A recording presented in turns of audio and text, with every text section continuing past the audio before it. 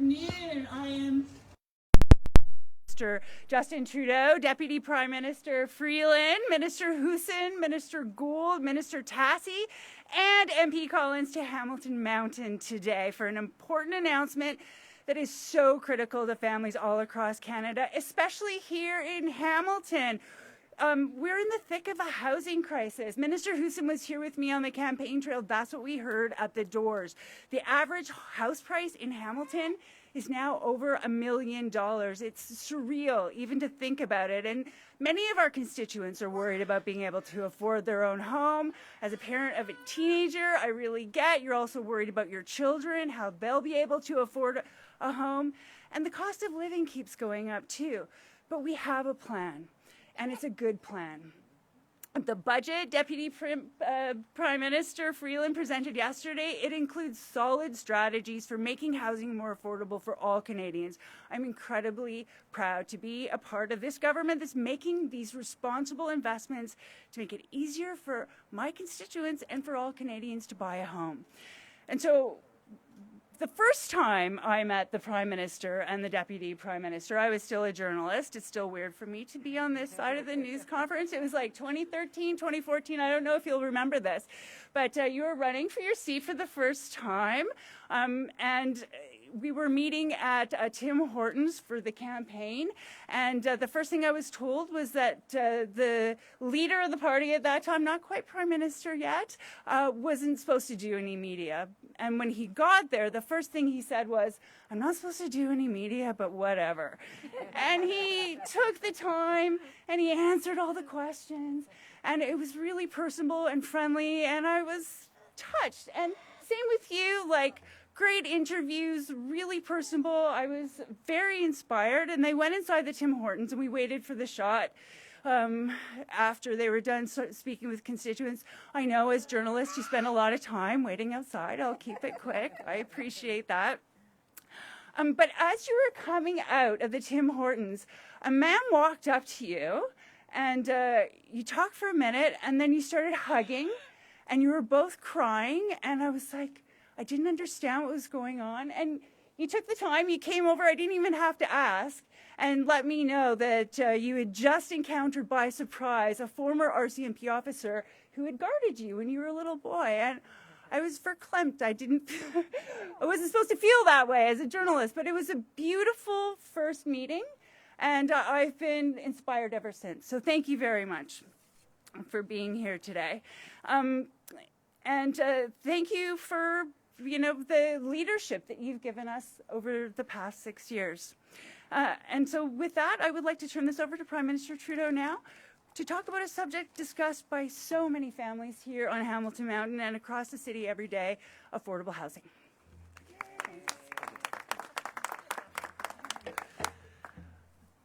Thank you so much, Lisa, and thank you for reminding me of that story. You know, one of the most important things as leaders, as politicians, is to stay connected with people.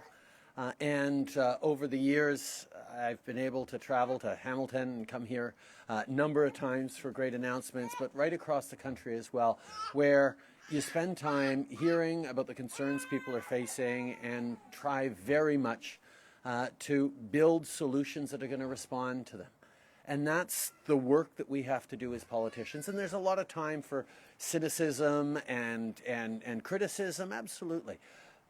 But at the same time, the incredible hard work done by MPs like you, Lisa, by the team we have here, is first and foremost always focused on connecting with people and working with them to build a better future for themselves, for their communities. That's why I'm so glad to be here with the Deputy Prime Minister, with Ministers Gould and Tassi and Hussen, and Chad Collins as well, local MP.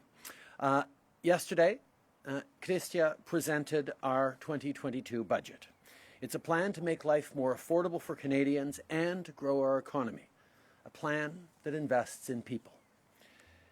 Making life more affordable for Canadians, as Lisa said, has to start with addressing housing affordability. It's a big issue for a lot of Canadians, and it's a big issue to solve. There's no one silver bullet that's going to solve everything. That's why our plan has three key pillars. The first is helping people save to buy a home. The second is focusing on housing supply to make sure we're creating more homes across the country. And the third is putting an end to the speculation that is driving up housing prices unnecessarily in places like Hamilton and, quite frankly, right across the country. Canada needs more affordable housing. When Canadians work hard and save, they should be able to afford a home. That's certainly what Peter and Felicia did when they bought this beautiful home a few years ago. But even they've seen property values skyrocket since then. Pour beaucoup trop de familles, le rêve de devenir propriétaire dans le marché d'aujourd'hui est tout simplement hors de portée. Et il faut que ça change. Les jeunes Canadiens méritent de pouvoir se bâtir un avenir dans un chez-soi qui leur appartient, tout comme leurs parents ont pu faire avant eux.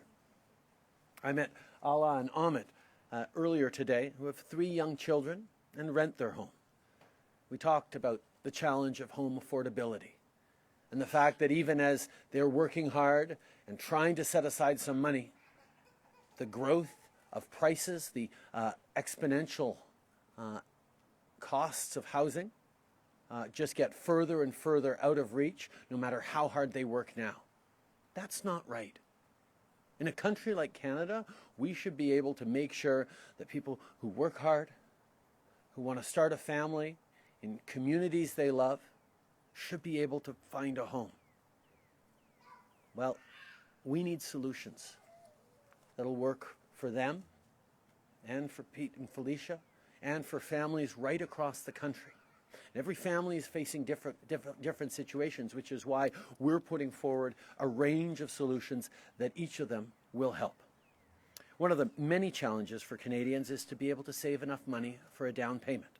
So to help people do just that for their first home, our budget introduced the new tax-free first home savings account, where people can save up to $40,000 tax-free. And that's tax-free on the way in, and it's tax-free on the way out as well. Plus, we're going to double the tax credit they get when they'll buy their first home, which means an extra $1,500 in their pockets. Pour rendre le logement plus abordable, il faut aussi s'attaquer à la pénurie de logements. La population du Canada continue d'augmenter, mais l'offre des logements n'est pas en train de suivre. Et pendant trop longtemps, trop de gouvernements ont négligé le problème. So we need to attack the challenge of supply.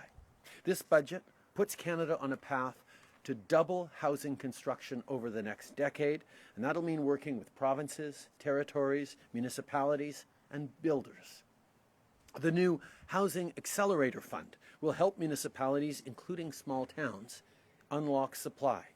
We're also investing in clean, energy-efficient housing, and we're investing $4 billion to close the Indigenous housing gap. And finally, our third pillar is in our plan to make housing more affordable by curbing speculation. When foreign investors and corporations use housing as an asset, it drives prices higher and higher and makes homes out of reach of the middle class. Homes are to live in, to raise a family in, to build a life in, not a way to boost a balance sheet.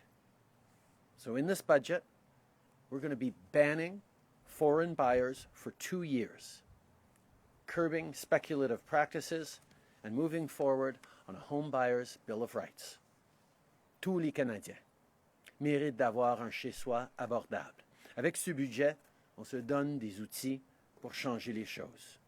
These targeted measures will help millennials and all middle-class Canadians achieve their dream of owning a home. Budget 2022 continues our work to help build a strong recovery. Today's historic job numbers show Canada's unemployment rate is now at 5.3%, the lowest in decades. Our plan is working, but we need to keep working to make sure that as our economy grows, it brings everyone along. I know for a lot of families, it does feel like there's a bit of a disconnect. We talk about how the job numbers are great. We talk about how the economy is growing. They're having trouble affording their groceries, and the dream of home ownership seems further and further out of reach.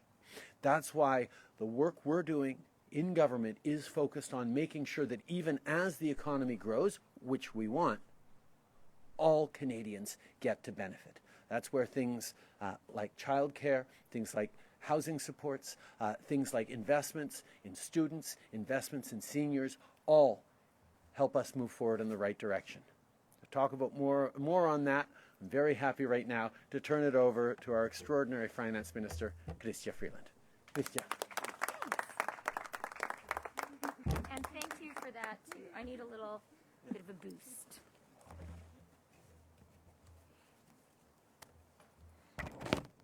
Okay, well, good afternoon, everyone, and thank you very much, Felicia and Peter and Little Pete, for hosting us in your really beautiful home, and they have some very good renovations going on inside. I got some tips, and also Ala and Ahmed for talking to us. As you've just heard from the Prime Minister, a centerpiece of the budget that we tabled yesterday is investing in people, investing in Canadians. And the evidence shows that when we invest in Canadians, the results are terrific. Just this morning, we learned that as of last month, the Canadian economy has recovered 115% of the jobs lost since the depths of the pandemic.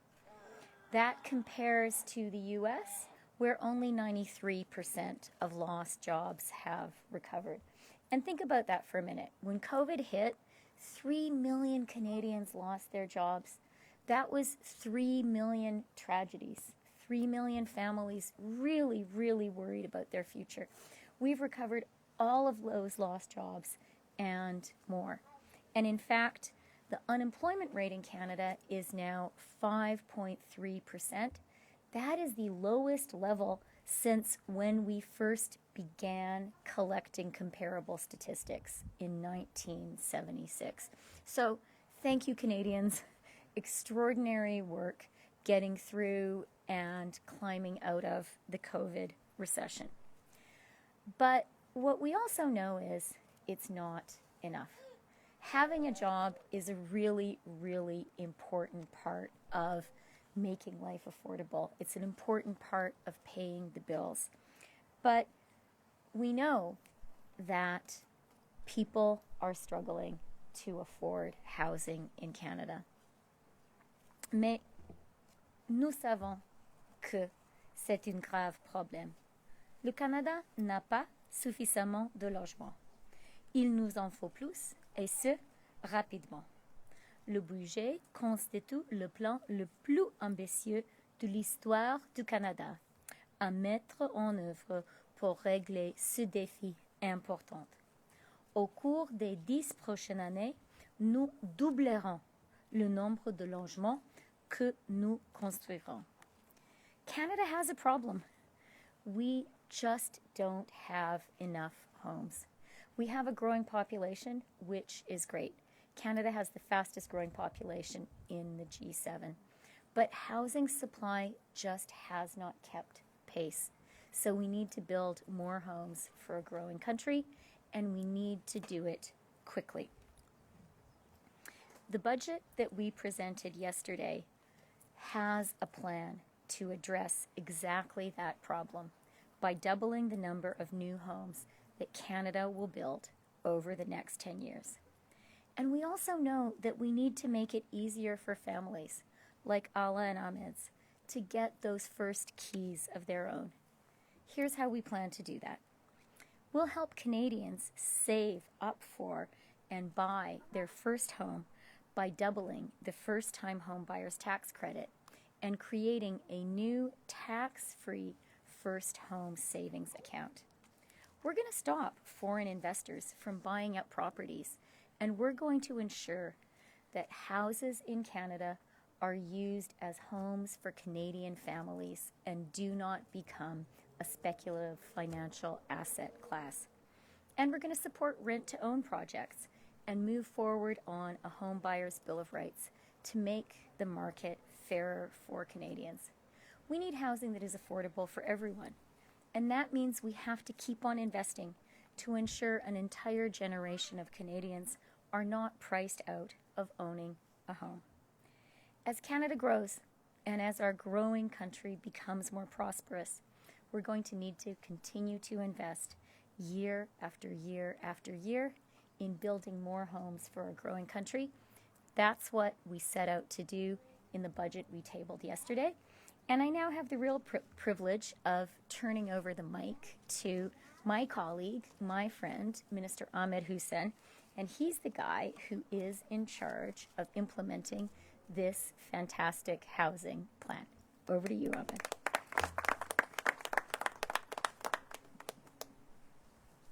He doesn't need this.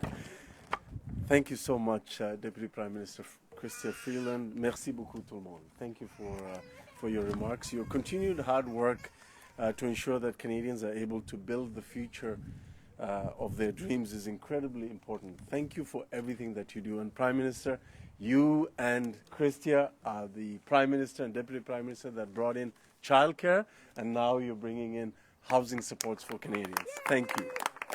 Thank you very much. It is a pleasure to be here. Bonjour tout le monde. It is also great to be here with Ministers Tassi, as well as Ministers Gould and Lisa Hefner and Chad Collins. Great to be back in Hamilton. I went to school in this city, and it's always a pleasure to come back. And of course, I'd like to thank Felicia and Peter and Lil Pete for welcoming us into your beautiful home. And nice to meet Ala and Ahmed. While talking earlier, I could sense the pride in this family. That you have a place that you can call your own.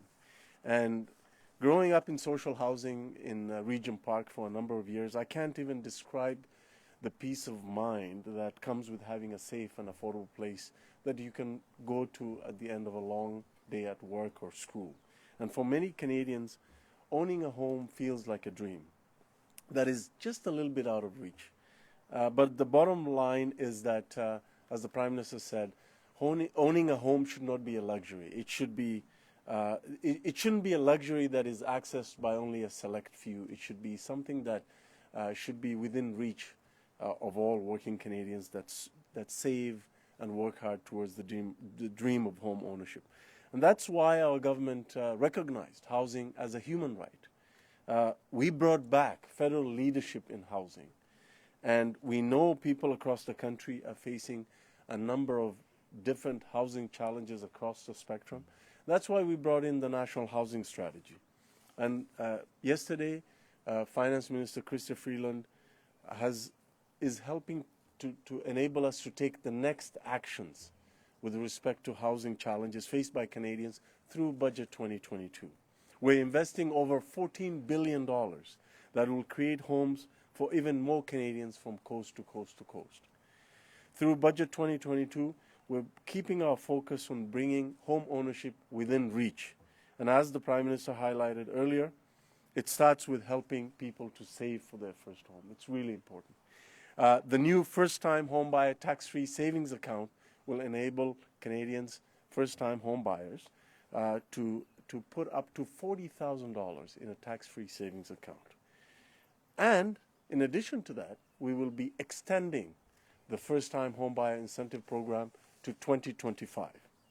Nous allons également étendre et continuer d'améliorer notre incitatif à l'achat d'une première propriété afin que plus de Canadiens puissent y avoir accès.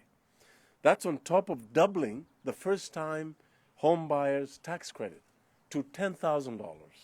We're also investing $200 million into proven rent-to-own projects across the country, and we'll be working with nonprofits, with co-ops, with developers, with rent-to-own companies, and we're going to do our part to scale up the creation of rent-to-own models that actually work. We know a number of countries that have done this successfully, and we can learn a thing or two from them.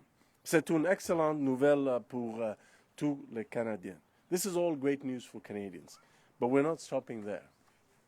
We've always believed in the need to continue to increase housing supply because we know that with more homes on the market to rent and buy, prices will come down and stabilize. It is that simple.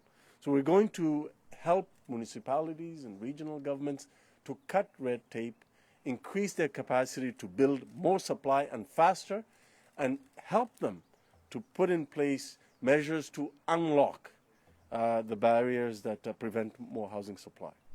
That is why we're putting forward $4 billion over 5 years in a new housing accelerator fund, which will work to make sure that each and every Canadian has a home that they deserve and that their dream of home ownership cannot wait any longer.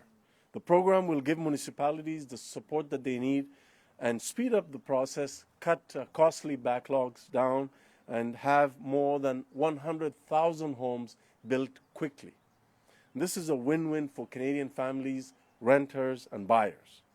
By going after the speculators, foreign investors, and corporations who are using housing as an asset, we'll be able to unlock even more home ownership opportunities for hardworking Canadians and curb these unfair practices that are leaving many behind. Avec ces budgets, nous rendons le logement plus abordable et nous le faisons en abordant la question sur tous les angles. I think all of us are here today because we agree that this budget recognizes one important fact. All Canadians deserve the homes that they dream of. You deserve a place where you can safely tuck your kids at night and celebrate all the great milestones that come from living a good, hardworking life. We want to make sure owning a home is a reality for you and your kids. And with an additional $14 billion that we are investing in housing through Budget 2022, thank you, Christia, we'll do our part to help you achieve that. And, I just want to say, this is about, if you're buying your first home, we will help you save for your first home. We will help bring in more rights for buyers and renters. We will tackle unfair housing practices in the housing market. And we will work to end chronic homelessness. That's what this is about. Thank you very much. Merci beaucoup. Merci. Nous allons 20 minutes pour des questions maintenant. We have 20 minutes for questions. One question, one follow-up per reporter. Une question et une question de suivi par journaliste. On commence avec Camille. Bonjour, Camille Feyereisen pour Radio-Canada. Je vous demandais de répondre aussi en anglais après, s'il vous plaît. Pour aider les gens à faire face à l'inflation, en ce moment, les premiers ministres Doug Ford, Jason Kenney ont coupé les taxes sur l'essence. Le Québec a envoyé des chèques. Pourquoi, de votre côté, ne pas avoir offert un répit immédiat en dehors de l'aide au logement, et est-ce que les provinces ont eu tort d'agir de la sorte? Je pense que tous les niveaux de gouvernement sont en train de répondre de leur façon aux défis auxquels les gens font face. On sait que c'est un moment, même avec la croissance économique dans l'économie, où beaucoup de Canadiens ont de la difficulté à payer l'épicerie, à payer l'essence et en plus à s'acheter une maison. C'est pour ça qu'on a mis de l'avant des mesures pour aider avec ces coûts-là. D'abord et avant tout, au niveau des garderies, on est en train de créer des nouveaux espaces, on est en train de baisser le prix à travers le pays pour qu'on puisse aller jusqu'à 10 $ par jour à travers le pays en dans de 5 ans. C'est des grosses réductions dans les coûts de la vie pour les Canadiens. On est aussi en train d'augmenter l'allocation canadienne aux enfants, l'aide aux aînés au niveau de l'inflation pour pouvoir continuer à jongler avec cette inflation. Le grand défi, c'est de pouvoir continuer à être là pour les familles tout en s'assurant qu'on n'est pas en train de contribuer à l'inflation. C'est pour ça qu'on a mis de l'avant un budget responsable qui répond aux besoins des Canadiens et qui va aider à ce niveau-là. I think every order of government is looking at doing what they can to support Canadians through this very difficult time. Even as we're seeing our economy grow incredibly fast and unemployment drop to historically low levels, Canadian families are struggling. The high cost of gas and groceries and Putin's illegal war in Ukraine is going to make that even harder in the coming months. At the same time, buying a home and house prices and rental prices are skyrocketing as well. So we're moving forward with concrete measures that are going to support families without contributing to the inflationary pressures that are making everything more expensive. So whether it's these measures we're announcing today on housing to reduce speculation, to make it easier to save and to increase supply, whether it's things like childcare, fees cut in half this year and down to $10 a day within 5 years. Those are massive savings for families like Allah and Ahmed and for Pete and Felicia's. These are things that are concretely going to help make sure that as our economy grows, everyone gets to benefit from it. Merci. Et dans le dossier des transferts en santé, les provinces restent un petit peu sur leur faim. Qu'attendez-vous finalement pour négocier une hausse des transferts fédéraux en santé avec les provinces? Tout d'abord, pendant cette pandémie, le gouvernement fédéral a été là pour les provinces, pour les Canadiens, pour les systèmes de santé à un niveau que du jamais vu. 63 milliards de dollars de plus en investissement du fédéral dans le domaine de la santé, grande partie des transferts aux provinces, pour pouvoir justement passer à travers de cette pandémie qui n'est pas finie encore. Mais nous savons en même temps que nous avons besoin d'investir de façon structurante dans nos systèmes de santé. Cette pandémie a démontré à quel point les gens vulnérables sont extrêmement vulnérables. Nos systèmes de santé sont étirés.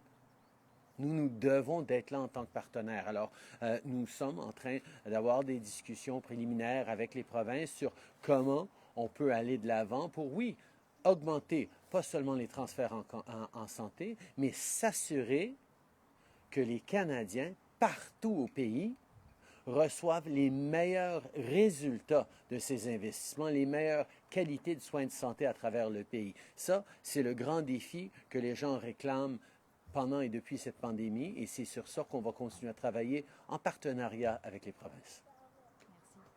Next question, please. Sylvie Lenve from CHCH News.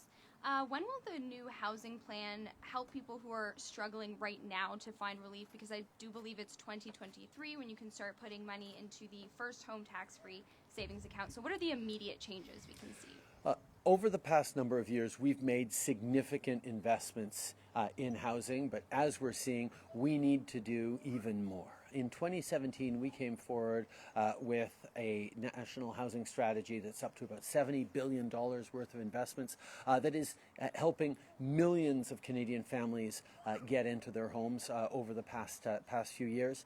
There's much more to do. One of the things that is most immediate is the Rapid Housing Initiative, which is actually moving very, very quickly to create more supply in cities across the country. There are many different measures we're putting forward. Some come in quicker than others, but all of them need to be designed right to actually help and not harm the housing markets in Canada, not drive prices up further, which is why we're going to continue to focus on that. But I will turn to Christia to complete that answer on housing. Well, I'll just add a couple of things. So we do recognize that there's an affordability challenge right now for the most vulnerable Canadians. And that's why part of the housing package is a $500 top-up to the Canada Housing Benefit. So that's going to go to the people who need it most, and it will really help a lot of Canadians and Canadian families to pay their bills. The other thing that I would add is, you know, when I tabled the budget yesterday, I said there is no single silver bullet that is going to solve Canada's housing crisis.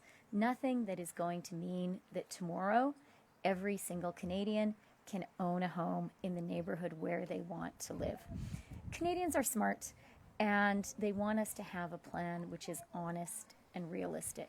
And so what we're saying with this plan is, for the first time, a Canadian federal government is recognizing that housing supply is a challenge, and that the federal government must and can step in to clear some of the roadblocks that are preventing more new homes from being built. It's not going to be fixed in one day. It's not even going to be fixed in 1 year. We're going to have to continue to invest and invest and invest. And it's not just going to be the federal government. You know, this is an effort that's going to have to be the federal government, the municipalities, the provinces, the private sector, not-for-profits. But what we're all saying here today is we are committed to working hard and to investing and to clearing, those little systemic barriers that are a big part of why not enough Canadians can afford to buy a home. Okay, thank you. And your first stop after presenting the budget is here in Hamilton. Why? Because Hamiltonians are incredibly proud of their city, as Ala and Ahmed talked to me about earlier, and it's a great example of a place that used to be known for a level of affordability that is now stunningly out of reach. To talk about a good typical neighborhood like this one, where the average house prices are $1 million, it just doesn't make sense to a whole lot of people. And I think this is something that we see resonating and reflected across the country. I also remember from the election campaign that we made a big housing announcement here in Hamilton as well. This is something that has mattered to us as a government, to us as a party, and to us as a team for a long time. And it's great to be back in Hamilton. Next question. Good afternoon. This is Lisa Pileski from Global News Hamilton. I'm asking some questions on behalf of my colleagues in Ottawa. Just given that hitting the benchmarks in the budget that you've set for new home construction will depend heavily on take-up by provinces and municipalities like Hamilton, where are we at today? Can you speak to what you expect of these other jurisdictions? I think every jurisdiction across this country and every order of government recognizes that housing is not a luxury that only some should be able to afford in a country like Canada. Families that work hard, that want to build a future for themselves in neighborhoods that they love, need to be able to get into the housing market. And unfortunately, what we're seeing for far too many people is no matter how hard they work as young families, the benchmarks and the cost of entry into the housing market just seems to get further and further away faster than they can save and can move forward. This is a problem not just that the federal government needs to solve, although we have significant levers that we've put forward to help solve it, but it's for provinces and it's for municipalities.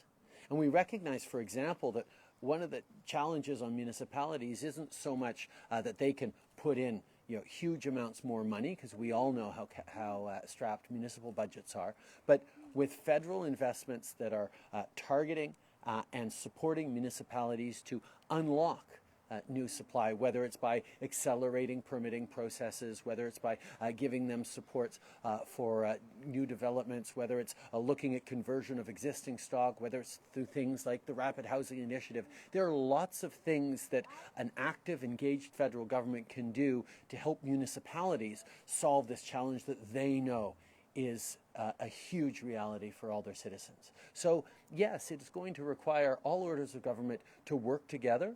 But I think we've demonstrated a few things during this pandemic, and one of them is that Canadians want to be there for each other, and the other is that orders of government can work together very effectively to solve crises and challenges, and that's exactly what we're counting on people to do all together for Canadians.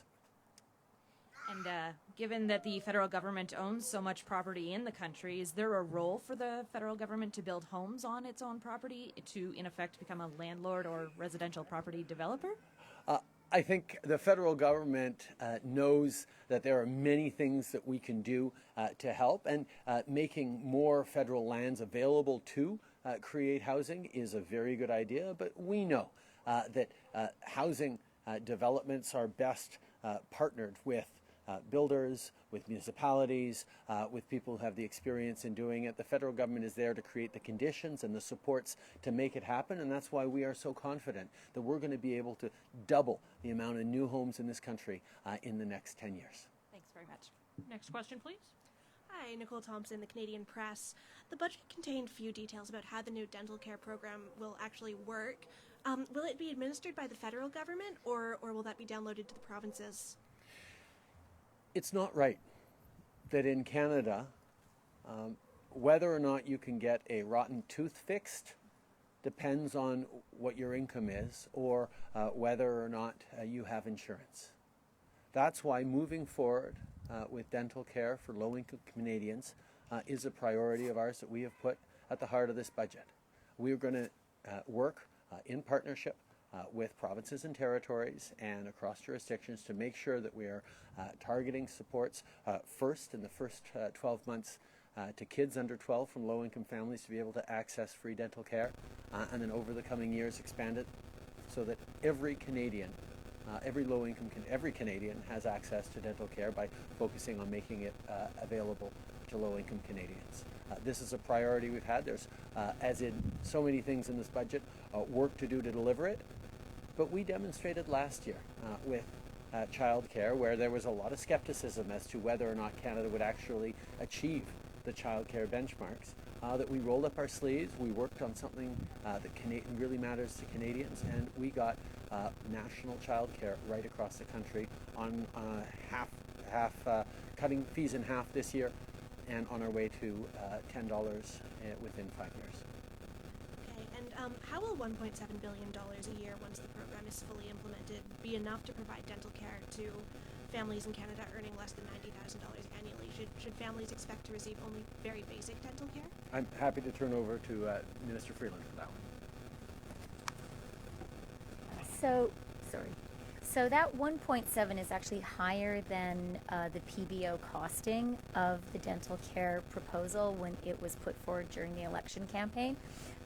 We worked hard at finance to do some costings of the different stages of dental care that we have said we would deliver. It's sort of a staged approach.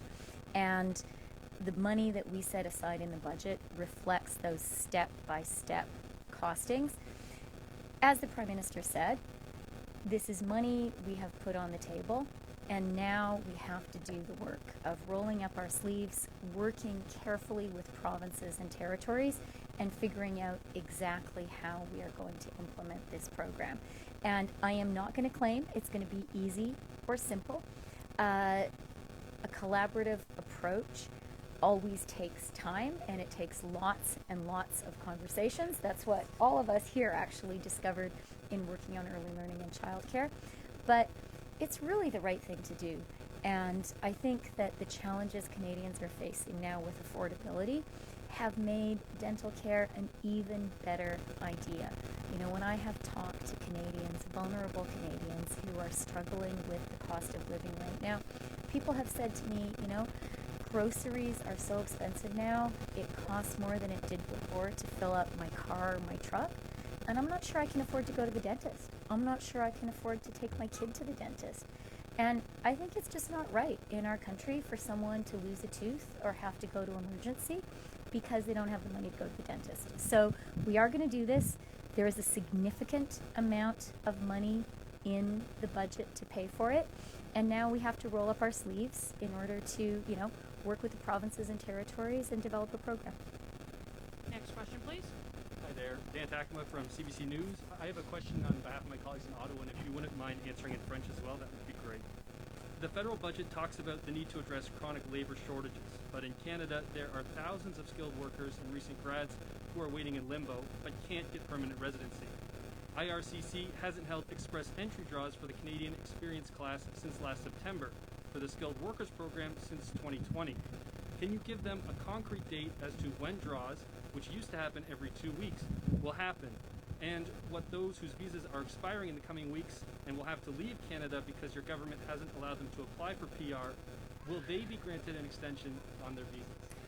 Canada is a country that has benefited incredibly from people coming here from all around the world and building a life for themselves, building communities for all of us, and building a stronger Canada. And we're going to continue.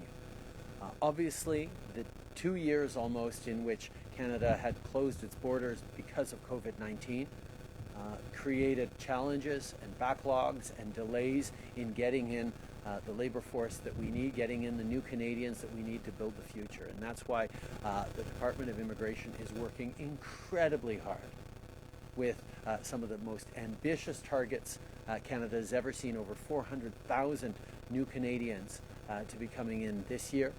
At the same time as we're dealing with refugee crises, of bringing in over 40,000 Afghan refugees, of responding to the humanitarian disaster that is Putin's illegal war in Ukraine. We are working incredibly hard to make sure that we're continuing to welcome in families who will be successful, be able to contribute and grow our economy. And I can assure you that Immigration and Citizenship Canada is pulling out all the stops to solve the challenges that our system is facing right now. L'immigration est une partie essentielle de notre avenir en tant que pays. Ça bâtit ce pays jusqu'à ces jours-ci et nous allons continuer d'investir pour s'assurer qu'on a le meilleur système au monde. Et évidemment, avec les 2 ans où qu'on a eu des frontières fermées aux nouveaux arrivants, on a accumulé des délais, on a besoin d'accueillir encore plus de monde plus rapidement. On a des cibles de plus de 400 000 nouveaux Canadiens cette année. En plus de tout le travail qu'on est en train de faire sur les réfugiés, que ce soit les Afghans ou les Ukrainiens ou d'autres, nous allons continuer d'être là pour assurer un système d'immigration rapide, fort et équitable.